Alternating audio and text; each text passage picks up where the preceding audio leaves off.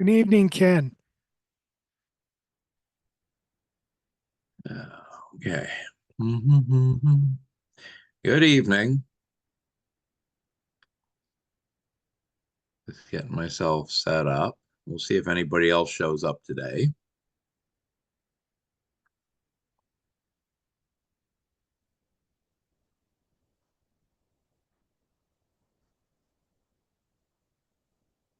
Aha.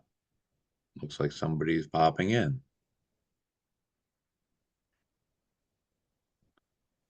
Hey, Ken and Rodney, this is Mike from Mike's Deep Run Railroad. Yeah, Mike, I think you were on last month, if I remember right. Sent in a question on the Groups IO just recently. That might be where you recognize me from.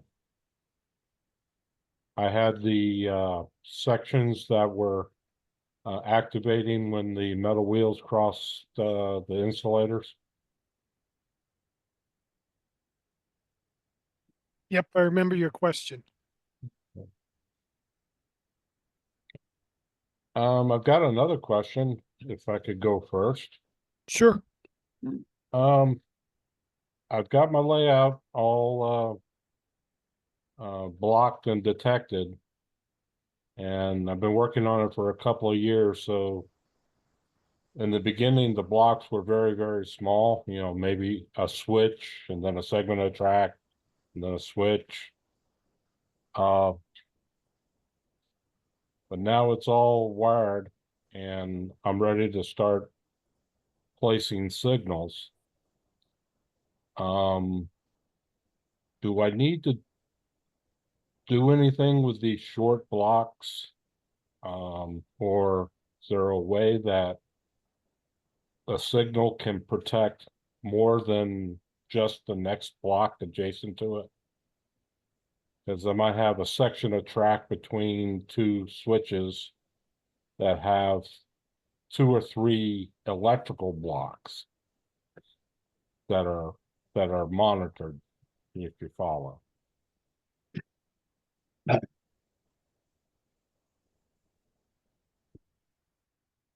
Mike, I assume by electric blocks you mean the intermediate blocks are also detected as well. Right. I started out with every piece of track I put down, I detected it. Okay.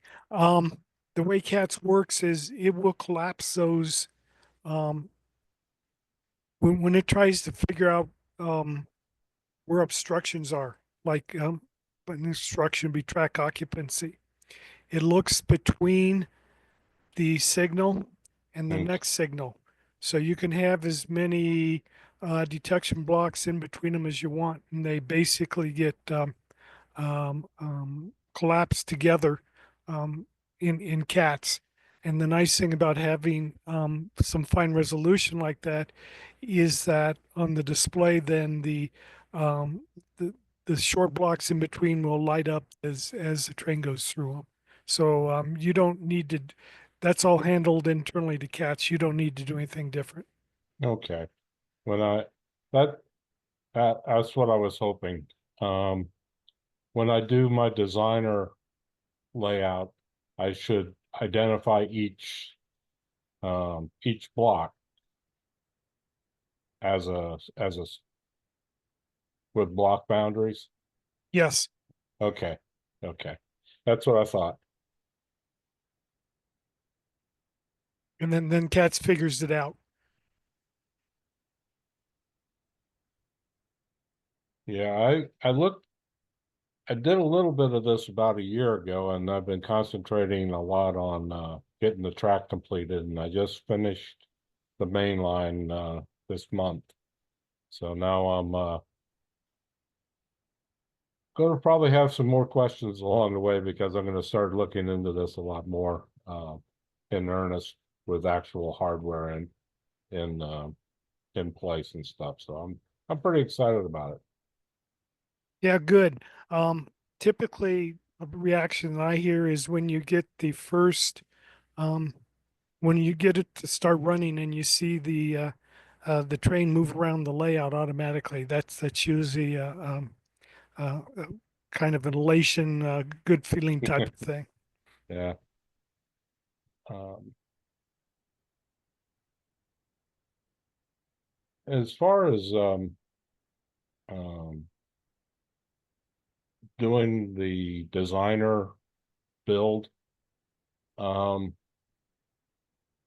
I've been looking at several dispatcher panels on the internet, and the one that I like the most is the one that's on the CATS web page or wiki page. Hmm. Um, is that a still a good design to follow? Yeah, Okay. I'm trying to remember which one it is. I think that's John Parker's the NSF Fall River Division, if I remember right. I like where the way things are lined up, but they may not be physically located where they actually exist on the layout. But it's neat and easy to interpret and view. Yeah. Okay.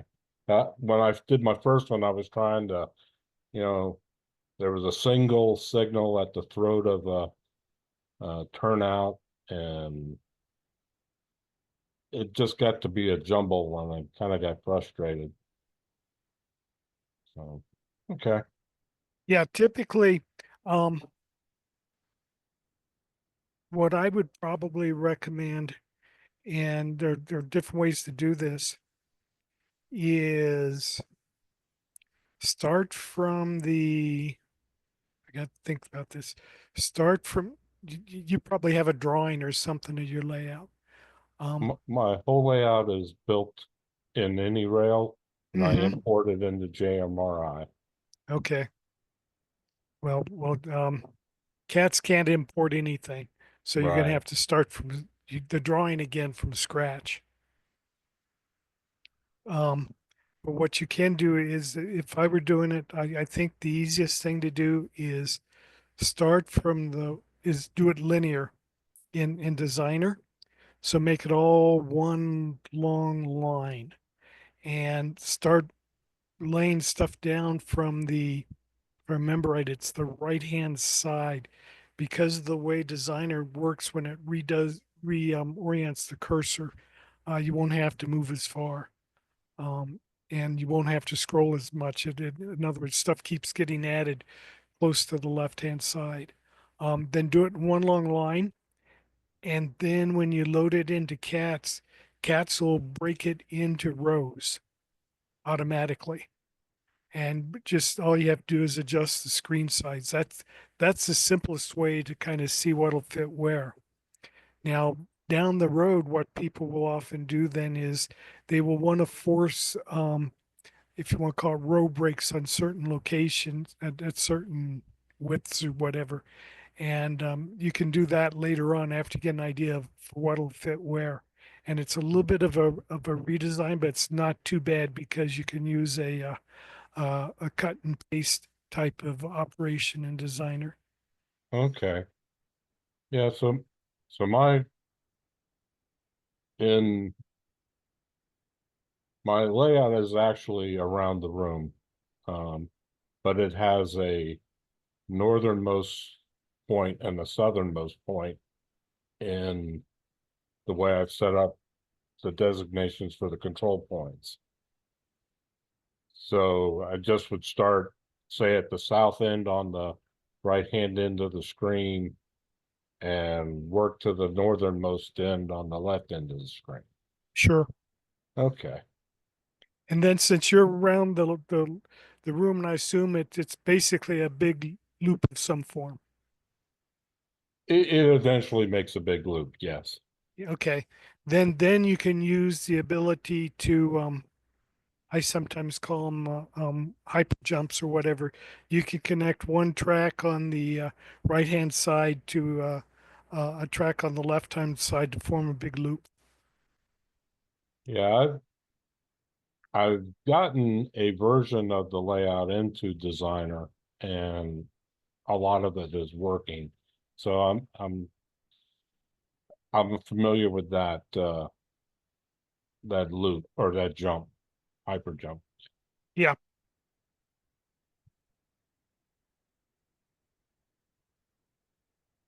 Um,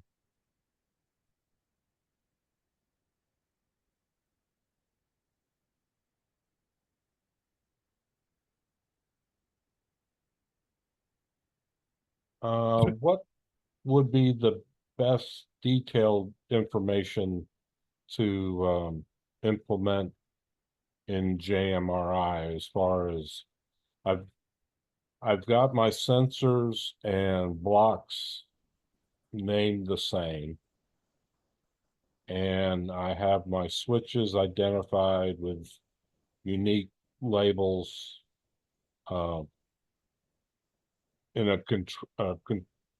control point designation by mile marker.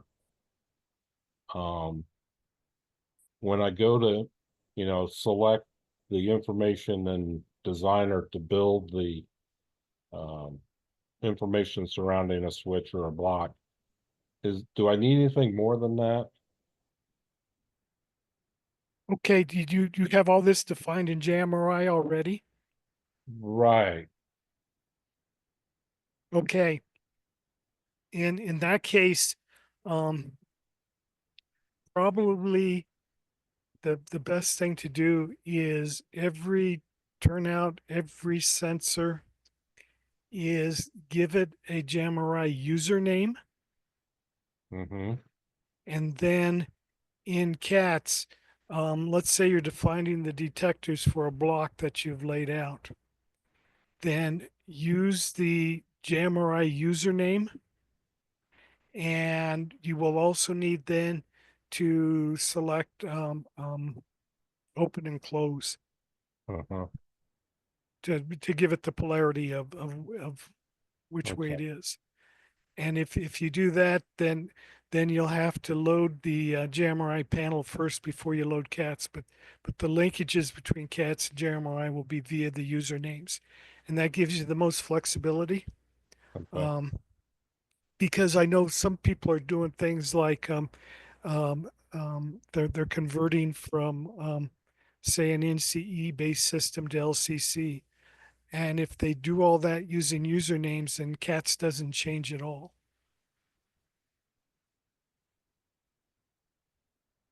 As long as the username doesn't change. Yes. Okay. So they can change the usernames and they can change the system names down the JMRI level. And you're doing that anyway because of the I think the thing because of the wheels crossing the insulated joints and stuff like that.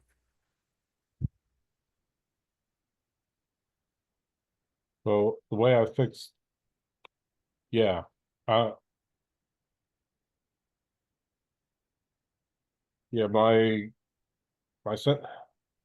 I'm not sure I understand the connection to the wheels crossing the joints.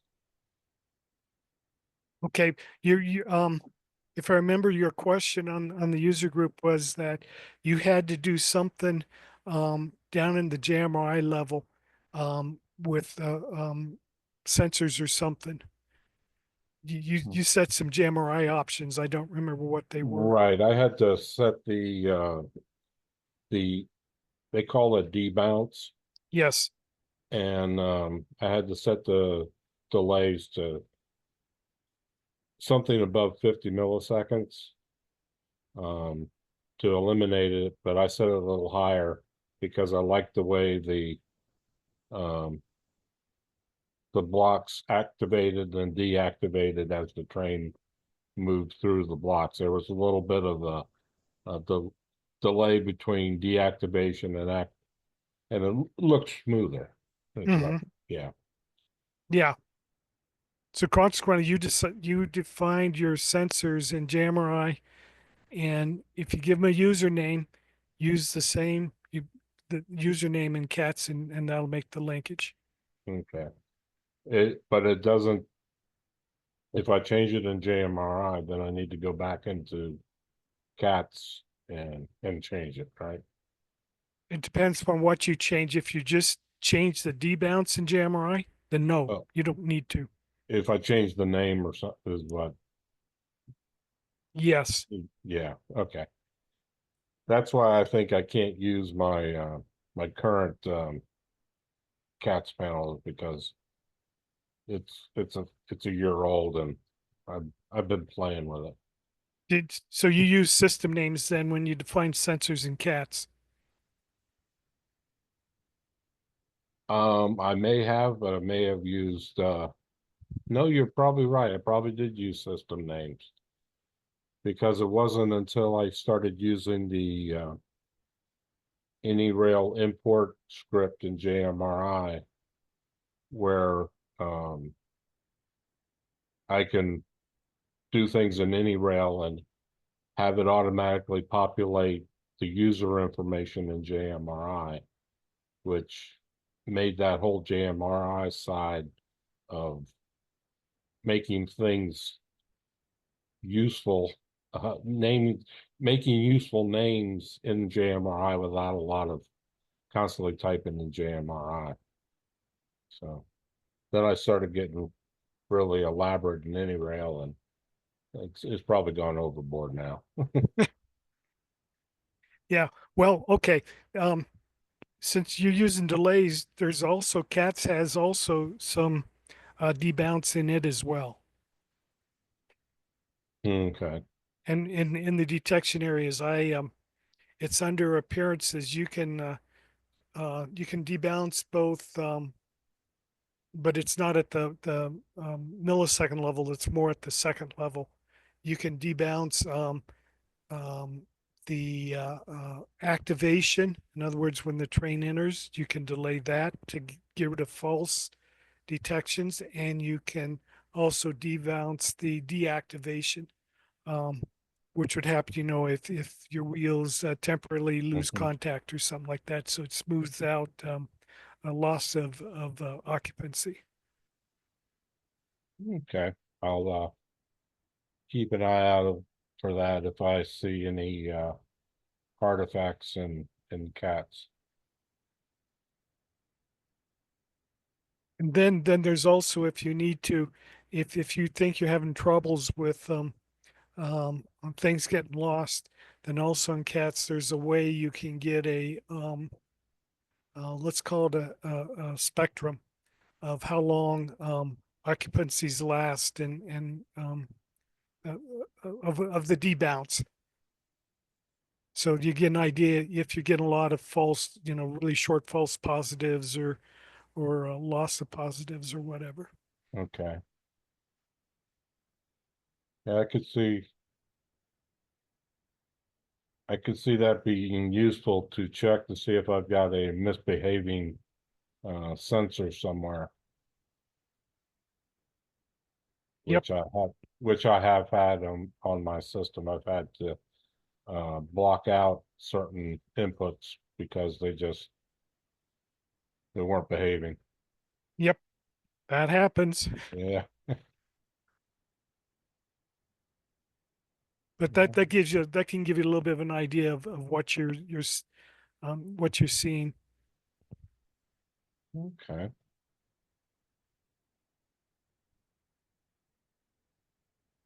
Um,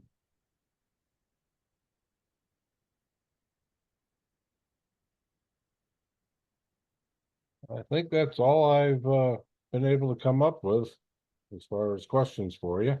Sure.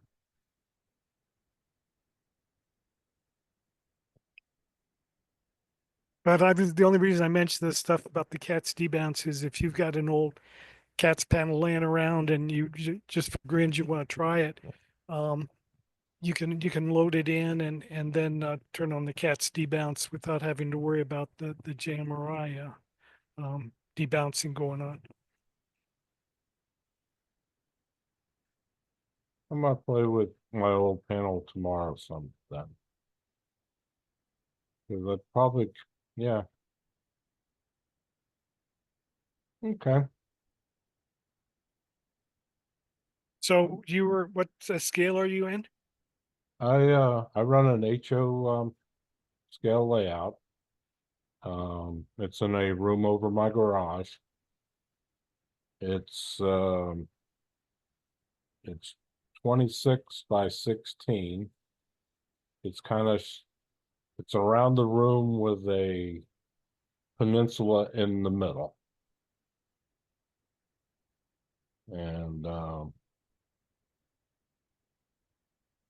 I forget, I have 100 switches and I want to say around 300 sense segments.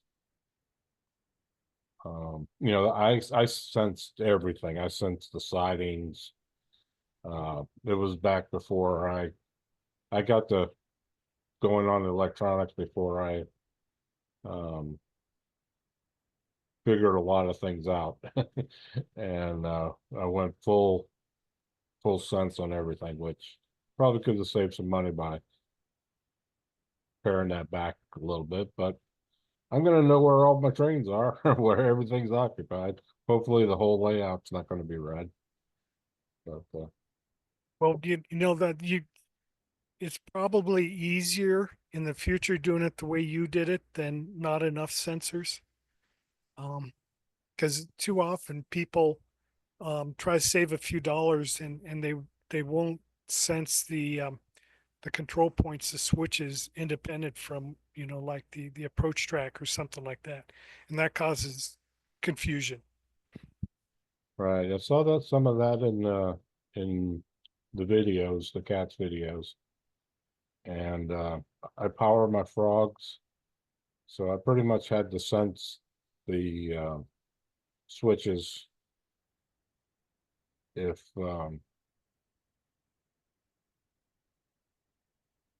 if I wanted to see anything on them, because um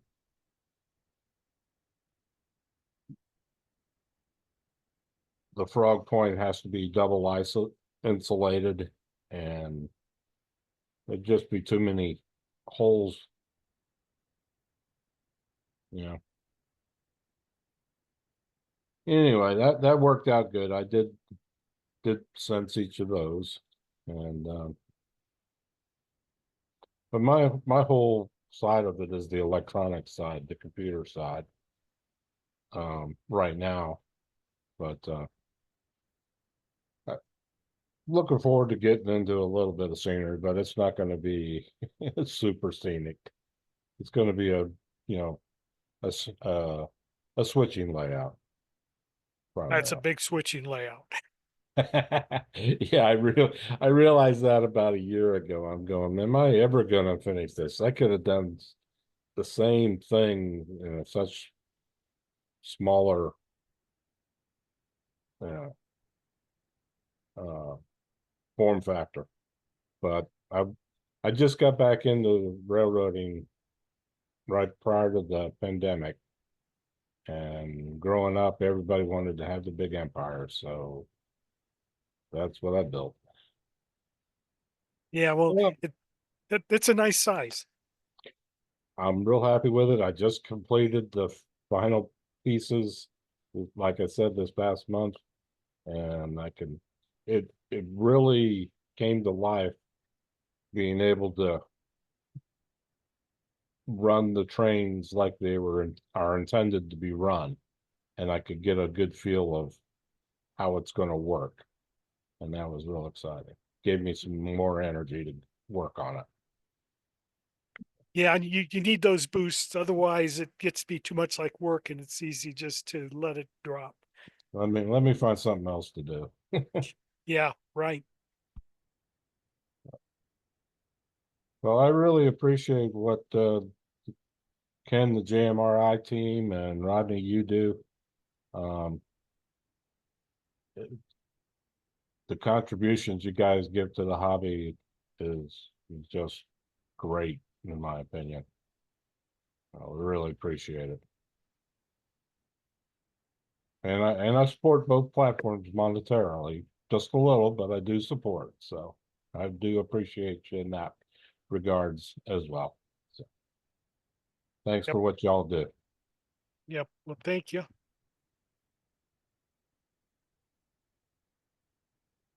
And I think that's all I got. I'll log out and catch the rest of y'all's conversation on the Zoom. Okay. All Good right. talking to you, Mike. Same here, guys. Bye-bye. Bye. Okay, Ken, I gotta ask you, how was Amherst? Oh, well, let's see. Biggest ever, if you've seen some of the numbers. Uh, it was busy. Came back with, well, I mean, the traditional tired throat, but well, you talk all weekend. That kind of goes to say. But like many of the other people, at least from like the Fremo group, some sort of flu that caught most of us by the end of the week. So I'm just clearing out the last dregs of that. But no, it was a very busy, very full show, and it was also the largest Fremo layout we ever had together. Okay, yeah, I had a couple I know from here. I don't know whose table they were at, but they manned a table for at least part of the show, so they went from here to Massachusetts, and I don't know how much they got around, but it sounded like they had a good time too. But you're saying it was a super spreader event in the sense that the flu was running around? Well, from what I understand, the flu it was getting people everywhere. I mean, I came back home, and one of the smaller towns not too far from us, their report was that over 1 week they had over 800 cases walk through the the clinic. Wow. Yeah, I've heard my wife substitute teaches, and she said that one of the schools she was at was hit pretty hard too, so she wore a mask the whole time. Yeah, And and I even assume, I know at least one of the school districts basically did a remote day simply because they couldn't get enough teachers. You know, yeah. there were so many that were sick that they said, well, I think we'll just call this one in. Okay, so this was the regular flu and not like Nola virus or because that's running around too, I've heard. Yeah, most of what seems to be in this thing is just kind of the classic congested head type thing and frequently some coughing. Actually, I had a coughing fit 2 days ago, and my lower back is still sore. You know, I tweaked something in the convulsions of that. Yeah. Well, that's too bad, but it's that season.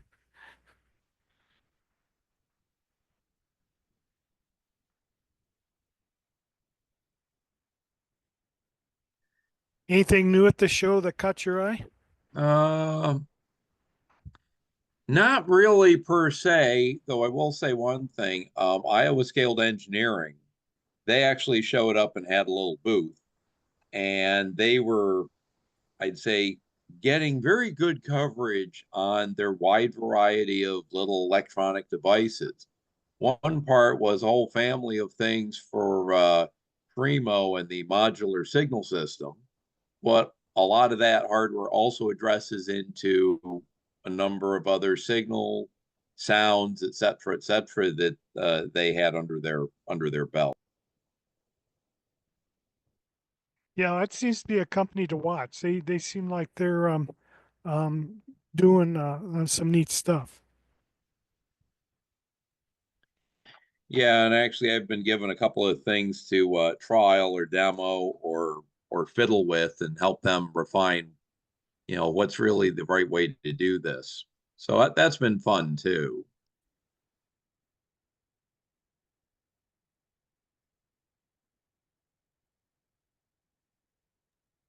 Actually, one of the other things is another small company. They'd given me basically it's an Arduino shield that provides an LCC interface.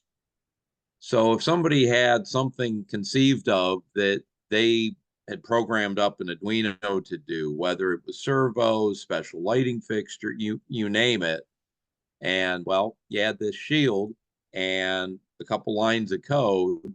Okay, more than just a couple, but not a very finite here, fill this in type thing. And then you can trigger it all with events or have it triggering events. Now that's pretty cool. Both clinics, both days. I think the one day it was yeah, pretty much 50 people in the room, and that's about what fits. And the second day it was probably about 30, 35. So that was good. And kind of the constant stream of people over at the desk asking about this and that, keeping me busy. Yeah, I'm glad to hear the interest is still up, that people are, after COVID and everything, people are still interested in the hobby. Yeah, this broke it past the pre-COVID. I think I can't remember if 19 was their peak year previously or 18, because I can't remember whether 9 or was it 20? No, 20 was down, but that was felt that yeah, some people were starting to get scared about the concept of COVID, but more it had one day that I think it dropped about 9 inches of snow in the parking lot. Yeah, weather has a lot to do with the attendance. I heard it was cold, but at least you didn't get the ice. Right. Yeah. There was no precipitation whatsoever. It was cold. I think morning, both, let's see, Saturday and Sunday. I think when I got into the car, it was single digits on the indicator. And, but then once it was inside, I don't know what it was doing outside, but anytime I did step through, it was like blindingly bright, sun.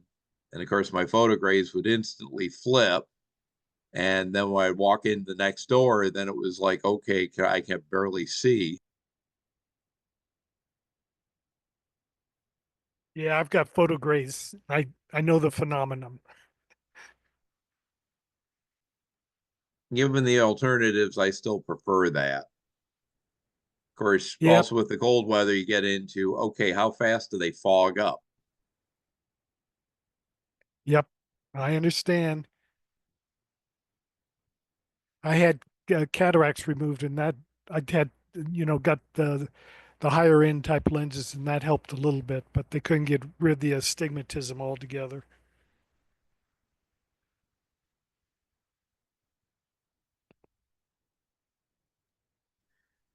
Well, I think it's a quiet night. Um, it doesn't seem to be too many other lurking around, so I think can't think of too much else to say. Yeah, I agree. I may leave here pretty soon too, then. Yeah, actually, I'd say the biggest thing that got me, I don't know if I said it on this or not, but one of my systems is the TCS LT50. So that's a LCC command station in a throttle type thing. And well, being TCS, it does Railcom. And I inadvertently found out that, oh, well, let's give this a try. Somebody had a Lock Sound 5.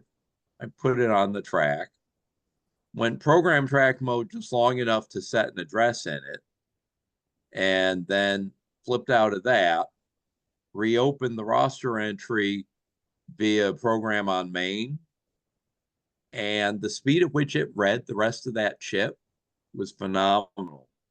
It took like 4 minutes to read everything, and generally that type of chip on normal program track would have been well over an hour. So yeah, you said lock sound decoder. Those things have thousands of CVs. Yeah, somewhere around 2000, 2000 plus. And it basically shows off how the Railcon concept has much higher bandwidth than what the the NMRA programming track standard allowed for. When you consider when the one was created versus the other, it sort of makes sense.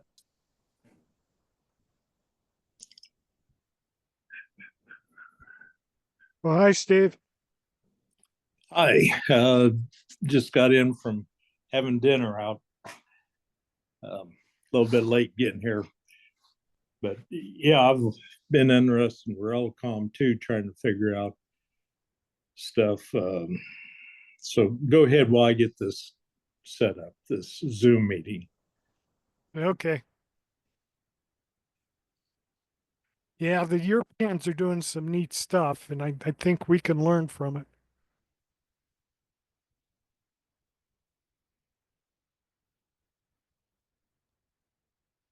Yeah, well, and then the other was MRC was also showing off their next, which is all LCC based. And of course, well, the first thing that their guy did was work from the aspect of, okay, let's make a Wi-Fi LCC interface that also has a Prodigy port, for the whole, enabling talking to old stuff, new stuff type thing.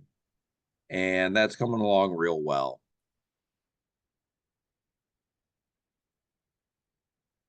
Yeah, there's a lot of the old company stuff out there. I know every time um, people say, "Can I hook Jammerai up to this?" And it's kind of like, well, neat.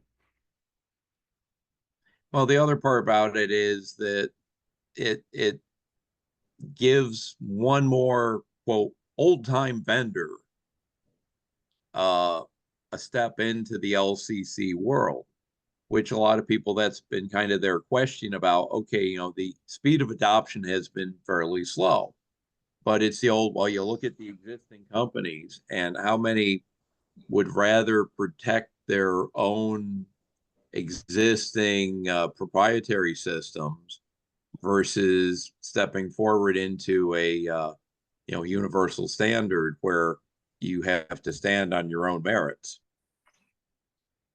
Yeah, yeah, I know who you're talking about. So, Ken, was there a lot more Relcom equipment at the show?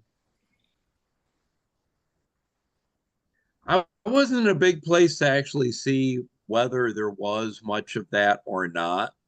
TCS had gone out to Milwaukee in November, so they're small enough that no, they didn't come up to Springfield this year. They were there last year, and I anticipate they'll be again next year. But they weren't. There was a lot of different vendors there. ICS, Iowa Scale, was showing off a whole bunch of really neat electronics on a number of fronts. Fremo and the MSS was one of them. The Fremo layout was the biggest ever. I think it was just shy of 12 scale miles of mainline. Wow,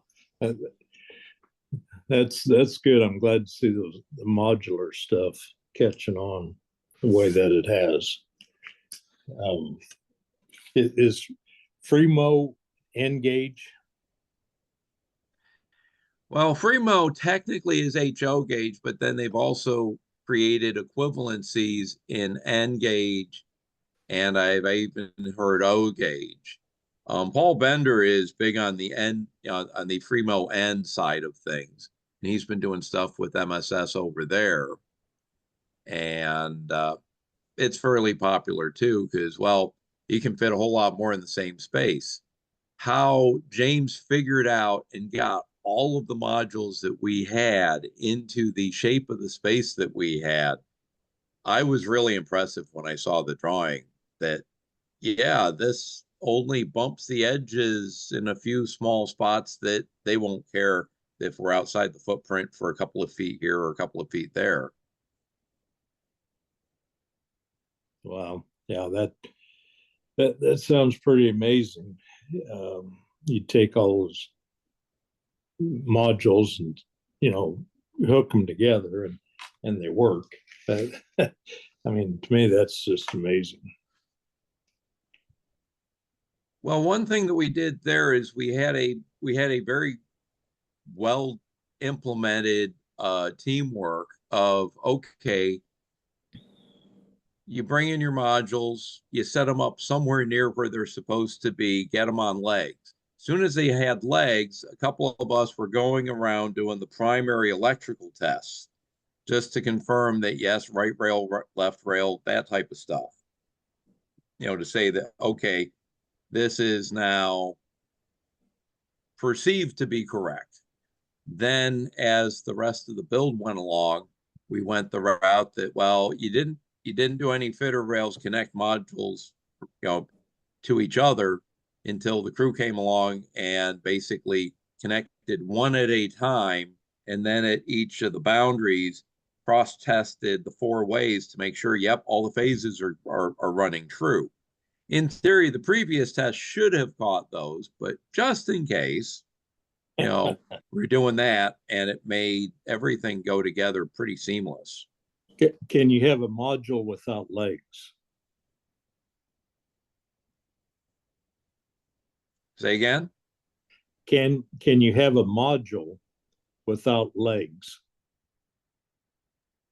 Okay, there was a couple of those. There was a pair of, or 3 of them, I can't remember. They were Sigmos, meaning basically it's just big enough to put a set of signals on and detectors and stuff. And what we did with those is we clamped that to its adjacent module and then tested it as a set. Sure. Okay. Yeah.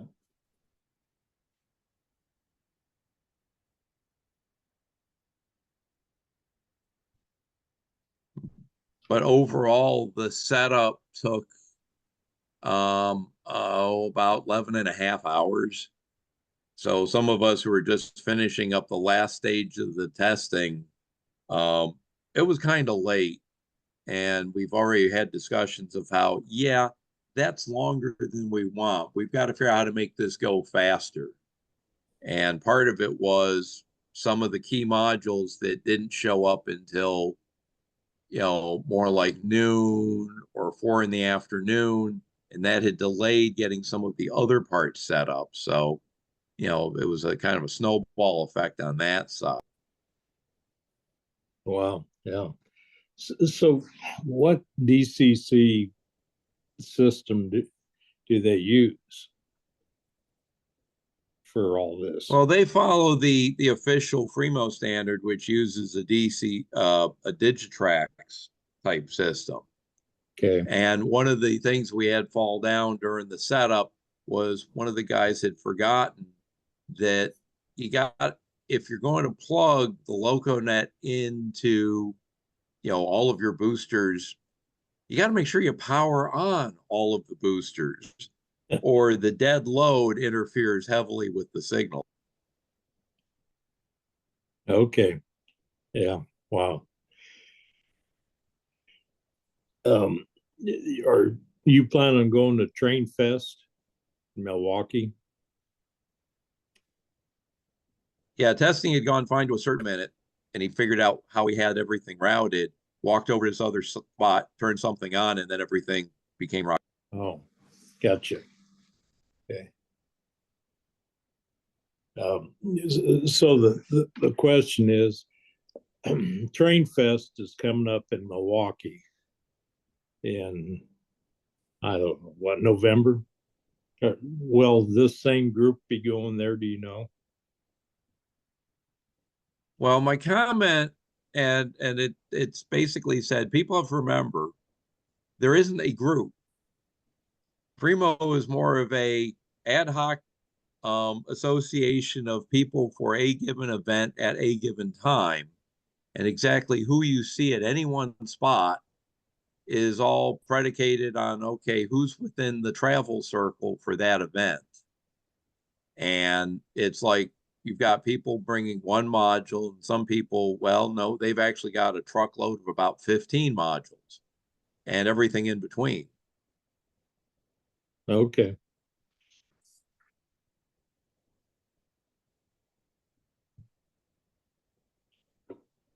Well, Yeah, so the uniqueness of every gathering. I mean, last year we had a layout, but it was only about uh, not even half the size. But that was because there were two particular people who were not able to attend last year, and both of them were more in the bringing a whole trailer load of stuff.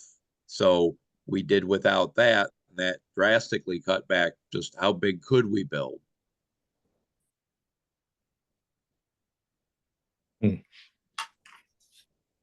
yeah, in my area, Cedar Rapids, Iowa, I don't know if there's any interest, but my area, the model railroad activity is not very much.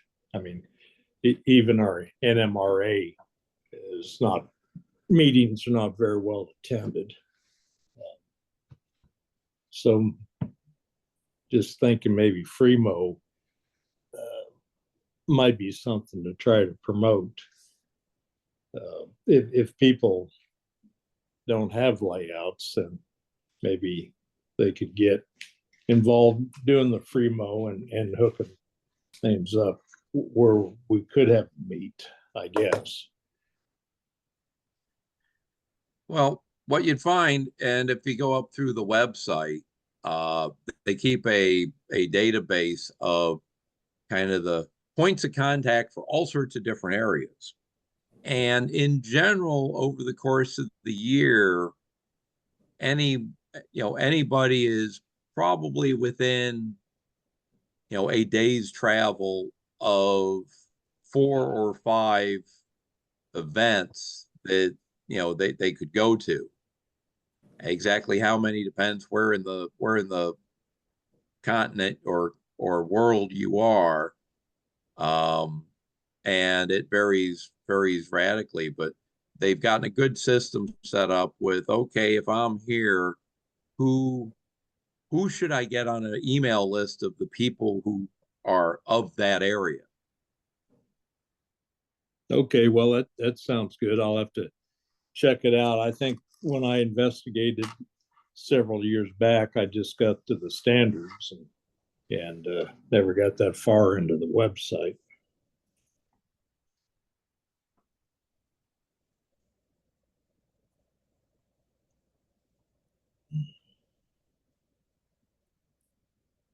So,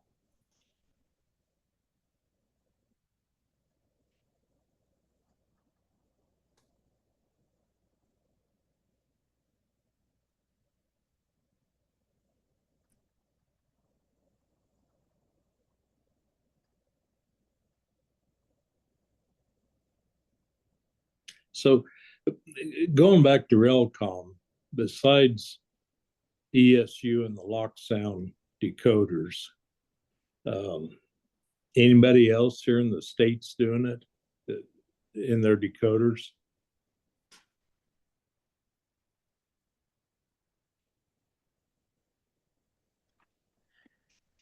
Let's see. At one point, Soundtrack was putting Railcom. Then at some point they stopped, and then at some point I think they started putting it in again. Uh, but overall, I don't know of any blanket answers one way or the other on that. In Yeah. general, I'd have to say if you went with the default of other than TCS, um, which far as I know, they also went through a period where they weren't, and now they're back to making it regular. Uh, it's definitely more outside of this country, even though it is a NMRA standard. But that's the best I can say. Can you tell me if it works fairly well? I guess what I was always bothered by is that it works on the DCC waveform. The signaling, which means it would transmit back, and the command station would listen for it, and during a brief period of time, and then I would just think there'd be a lot of noise, and that it would have trouble the decoder transmitting back and being received by the command station. Well, okay, here's how it works. For Railcom to work, basically the command station and boosters are giving what's called a cutout. In other words, there's a certain period in the waveform where they stop transmitting. And I think it's like 50, 70 millisecond. I can't remember what the timing is, but it makes a small window, which then gives the decoders a chance to reply back. One example I give is if I'm just using it on my test track, which I've got one that's set up because it's the TCS command station. It takes about 4 minutes to totally read a lock sound 5 decoder. If I did that over the programming track interface, that would take over an hour. And, so the bandwidth is way higher. And though one issue is, okay, do you have other incompatible things that would be messing up the Railcom or not? And that I haven't played with enough to know one way or the other how easy or not that goes. Yeah, that's kind of what I was curious about, is just how reliable it was. I'm not going to invest in the detectors. I mean, most of my locomotives have lock sound version 5 decoders in them, so it'd be easy enough to implement Railcom. But then you have to have, I understand, each block a detector to detect the Railcom, and I would assume, well, I don't know how then each block detector signals back to the command station or to JMRI the information that the decoder is putting out. Yeah, that's a part I'm not too deeply familiar with. I've just been using it for the programming track. Oh, Yeah. by the way, I went looking, and for instance, Nebraska HO Fremo, it gives a couple of email addresses, and they say that they basically cover Western Iowa and Nebraska. But looking at the map, there isn't something specific for Iowa, though there are mentions of Illinois, Missouri, Minnesota, various around the areas in a wide sketch. So at least there is something over there that you could look into. Yep, I might do that. Madison, Wisconsin is a couple hours, 3 hours from here. And the Illinois border is about an hour and a half. So yeah, I'll look into it, because I'm feeling kind of isolated here. Rodney and I know some of the modelers, and there's a couple that are doing quite well, but I don't know.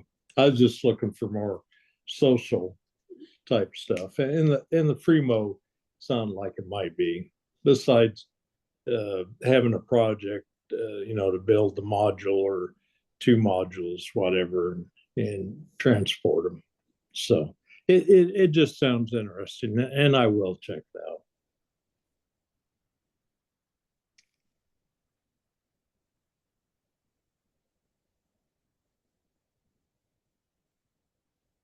Okay, well, I'm about to sign off because, like I say, while at the Great Springfield Train Show, I came back with a bug from that. That kicked me around last weekend, and still have some of the dregs to get out of my system. So I'm still Yeah. trying to take it easy. Well, you know, get take lots care. of sleep, that type of thing. Yeah, take care, Ken. Good talking with you. Yeah, talk to you later, Ken. Yeah, we'll see ya. Bye.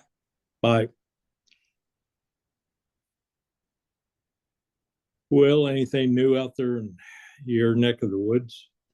Oh, not too much. Our club is looking at interesting discussion on modules.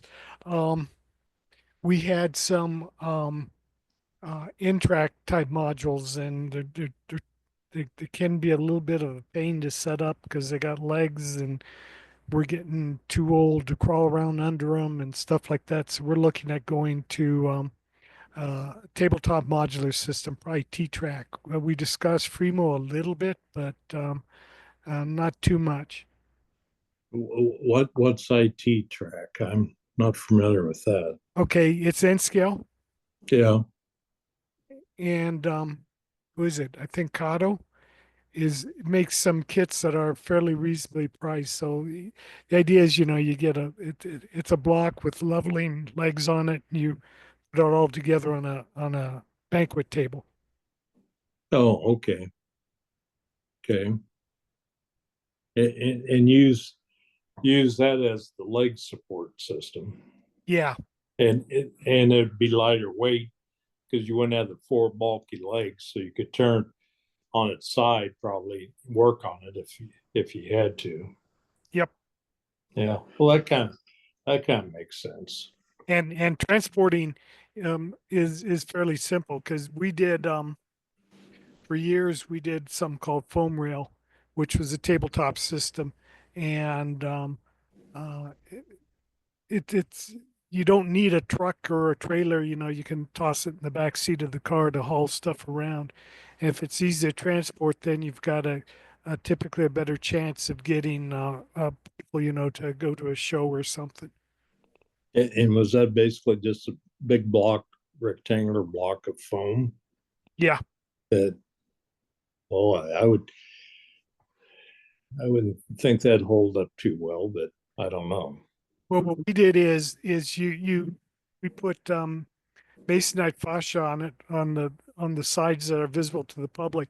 Then the ends Okay. that connect to each other, we eventually put just a was a 1x2 or something block of wood to keep it from getting beat up too bad. Okay. Yeah. But they're light. I mean, you can carry one in each hand, and that makes it pretty easy to go to a show and set up and take down. Doesn't take long to set up, and it takes even less time to take it down. Well, a lot of these big module groups are with their legs and all that kind of stuff or they're waiting for the truck or the trailer to come in. We've disconnected ours and we're walking out of the doors with our modules. Sure. Didn't Ken just say 11 and a half hours to set up that Fremo? Yeah. Um, Boy, what he didn't say though was how many modules. If they had 12 scale miles, that's a lot of modules. And I don't care how you're setting them up. It's going to take a long time to set up a lot of modules. well, yeah, just the physical aspect of level, getting them level, and then checking them to see that you don't end up with um, the rails polarity switched, at the boundaries where, I could, I would think there would be quite a bit of work going on there. Yeah, And they like you said, people coming and going too. Yeah, they were smart testing before they put them in because the thing you don't want to do is hook everything up and then find you got a short somewhere. Sure. Yeah. Or somewhere modules get cross-wired and you run across the module boundary and you got a dead short and everything starts melting down on you. Yeah. Wow.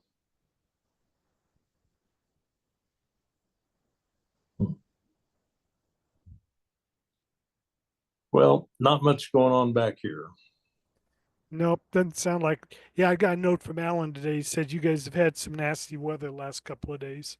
Yeah, we had thin layer of ice and that always makes it exciting. Yeah, exciting. Yeah, yeah. But the winter has been fairly warm. Our winters now are not cold like they used to be. Now, when we used to get the 20 below zero and 40-mile-an-hour winds, Yep.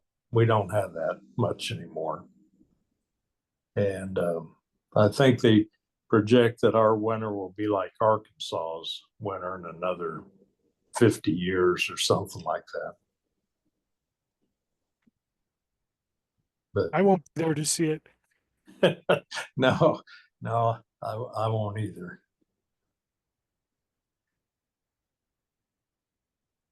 You've been doing a work on your layout? No, no, it's my time's been taken up. I've got being president of the club. There's seems like there's always something going on there, and Oh, yeah. we had a layout guy moved into a assisted living. So, and we had a deadline. We got to get the layout torn down and try to distribute the stuff and things like that. So it's all that takes time. Yeah. And it seems like that's happening more and more as us old timers are either passing away or moving into assisted living. Yep. Um, yeah.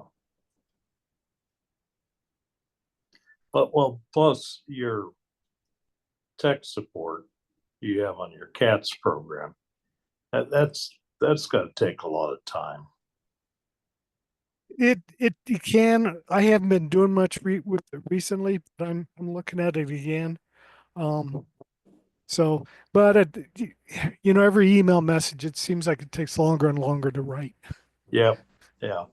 And and I don't get too many questions, but I'll get an email just on LCC or Lock Sound or something, maybe once a month, if even that. And then it seems like it takes 2 or 3 hours to figure out how to, write it and rewrite it and read it and see, does that make sense? And you know what I'm talking about.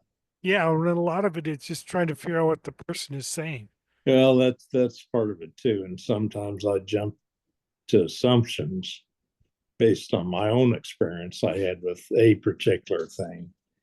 And then it turns out, no, that's not really what they're asking. So Yep. I just cannot imagine how difficult you've had it through the years in providing support for your program. But anyway, glad you do it.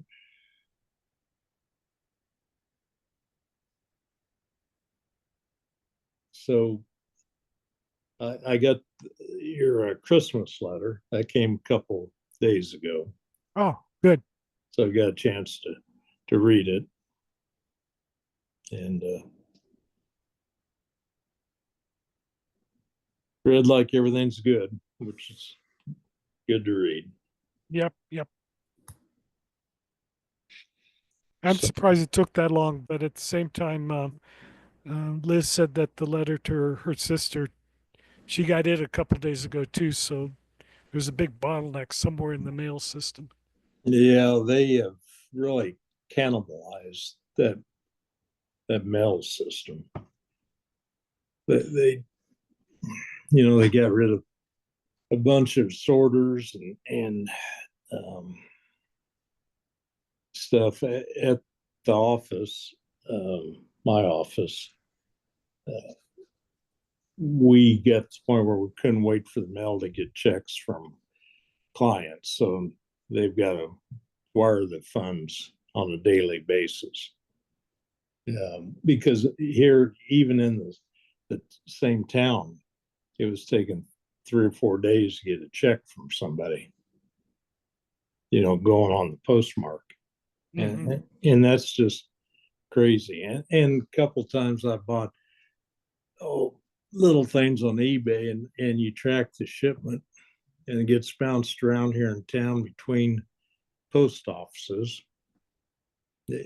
So that'll add another several days to it. It'll go from the main post office to mine, then back to the main post office downtown, then back up here, and then finally gets put on a truck for delivery and may not get delivered that day. So yeah, the postal service has certainly got their share of problems.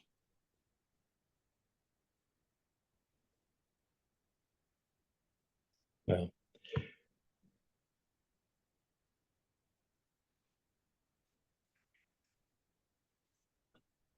Well, I really don't have anything new, so you've been on this conversation for an hour and 10 minutes, so I think I'll just let you go. Yeah. Okay. Yeah. I don't think I got much else either. Okay, good enough. Well, Hmm. good talking with you. Yep. Good talk to you too. Okay, bye. Bye.